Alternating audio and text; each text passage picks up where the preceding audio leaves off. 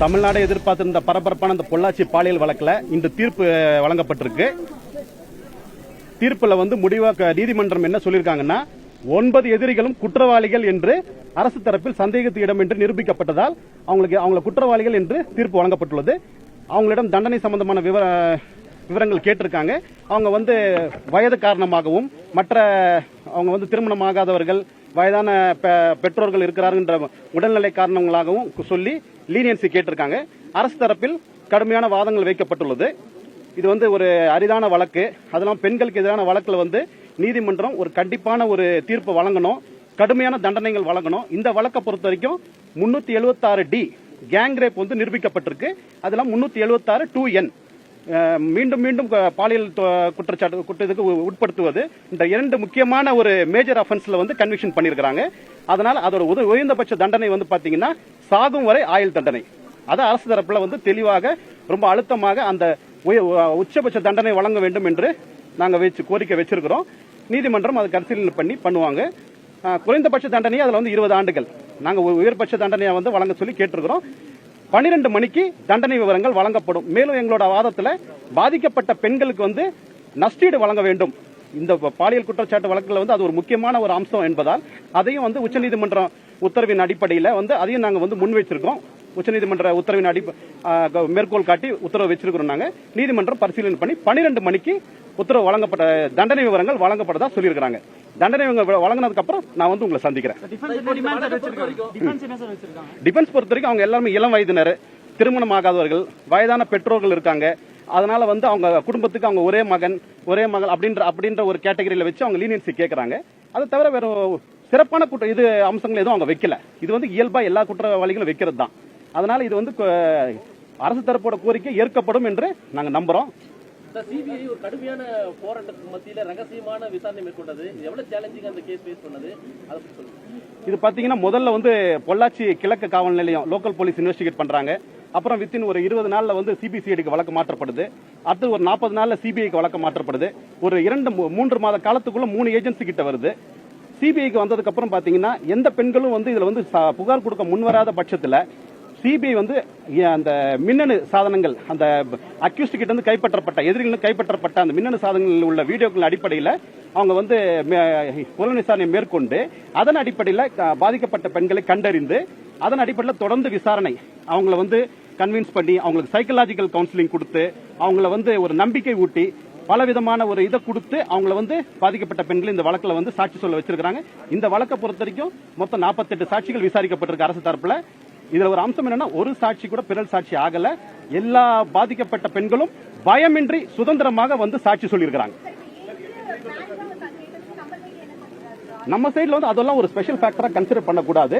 இதுல gravity, mitigating circumstances, அக்ரிவேட்டிங் circumstances, கேஸோட அந்த அஃபென்ஸோட சீரியஸ்னஸ் பாலியல் குற்றச்சாட்டு. இது தொடர்ந்து உச்சநீதிமன்றம் பாலியல் குற்றச்சாட்டுல எந்த விதமான ஒரு லீனியன்சியும் கொடுக்க கூடாது அப்படின்றது உச்சநீதிமன்றமும் உயர்நீதிமன்றங்களும் தொடர்ந்து சொல்லிக்கிட்டே வருது. அந்த உயர்நீதிமன்ற உச்சநீதிமன்ற உத்தரவுகள், அந்த சைட்டேஷன் ஜட்ஜ்மெண்ட்ஸ் நாங்க கோட் பண்ணி நாங்க வாதங்களை வச்சிருக்கிறோம்.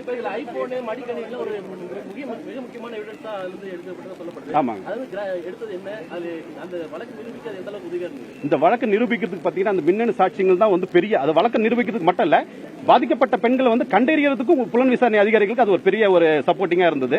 அதுல பாத்தீங்கன்னா அந்த வீடியோ எடுக்கப்பட்ட தேதி, வீடியோ எடுக்கப்பட்ட இடங்கள், இது எல்லாமே தெளிவா விஞ்ஞானபூர்வமா நிரூபிக்கப்பட்டிருக்கு. வாய்மொழி சாட்சியாக இல்லாமல், பாதிக்கப்பட்ட பெண்களுடைய வாய்மொழி சாட்சிகள் மட்டும் இல்லாமல் விஞ்ஞான ரூபமான சாட்சிகளை சிபிஐ தரப்புல தெளிவா புலனாய்வு செய்து அதை நீதிமன்றத்தில் சாட்சியா நாங்க தாக்கல் செய்திருக்கோம். நீதிமன்றம் அதை ஏற்றிருக்கு.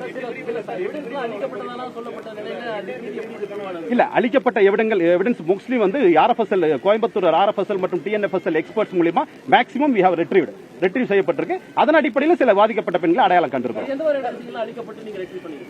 அதாவது சில வீடியோக்கள் டோட்டலா டேட்டா அதுல எரஸ் ஆயிருக்குது, அதை ரிட்ரீவ் பண்ணிருக்காங்க.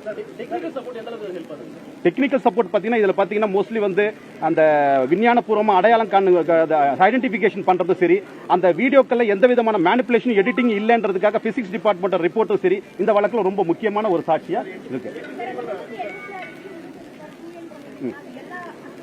எல்லா அக்யூஸ்டுமே 1 முதல் 9 வரை உள்ள அக்யூஸ்ட் எல்லாருக்குமே அதுதான் உச்சபட்ச தண்டனை நாங்க வச்சிருக்கோம், கோரிக்கை வச்சிருக்கிறோம், நீதிமன்றம் ஏற்கும் நம்புறோம்.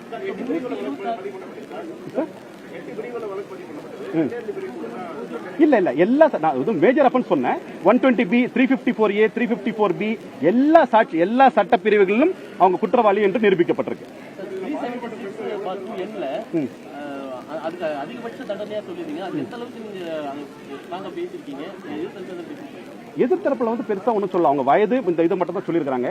நம்ம உச்சநீதிமன்றம் உயர்நீதிமன்றம் அந்த உத்தரவுகளை அந்த சைட்டேஷன்ஸ் அடையாளம் காமிச்சு இந்த மாதிரி வழக்குகளும், அது இல்லாம பெண்களுடைய பாதுகாப்பு மற்றும் அவங்களோட ஒரு பிரைவசி, அவங்களோட ஒரு இது, இந்த சொசைட்டியோட ஒரு கால் ஜஸ்டிஸ் எதுவுமே இந்த மோக்கரி ஆயிடக்கூடாது அப்படின்றதுக்காக இந்த வழக்கை பொறுத்தவரைக்கும் இந்த மாதிரி வழக்குகள் மீண்டும் இந்த தமிழ்நாட்டிலோ இல்ல வேற எங்கேயுமே நடக்கக்கூடாது, இந்த தண்டனை மற்றவர்கள் ஒரு பாடமாக இருக்கணும் அப்படின்ற ஒரு கடுமையான வாதங்களை நாங்க வச்சிருக்கிறோம். 8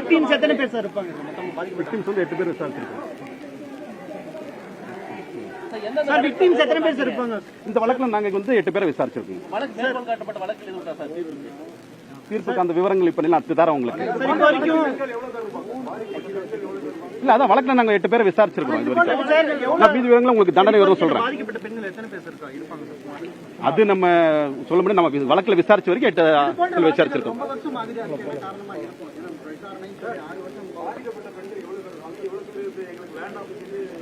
இல்ல அந்த விவரங்கள்ல இந்த வழக்குல விசாரிச்ச 8 பெண்கள் நம்ம சாட்சி சொல்லிருக்கிறோம். பாதி விவரங்கள் தண்டனை விவரங்கள் உங்களுக்கு 12 மணிக்கு மேல சொல்றேன். சாட்சி எதுவுமே இல்லைன்னு சொன்னீங்க. இது போன்ற வழக்குகள்ல கொஞ்சம் சென்சிட்டிவான ஃபேக்டர்ல சில தயங்குவாங்க. பட் அதையும் கடந்து நீங்க எப்படி சாட்சி? அது சிபிஐயோட ஒரு முயற்சி, ஒரு கடுமையான முயற்சி, இந்த பாதுகாப்பு எல்லாத்தையும் அடிப்படையில தான் இந்த வழக்கு நடைபெற்றது.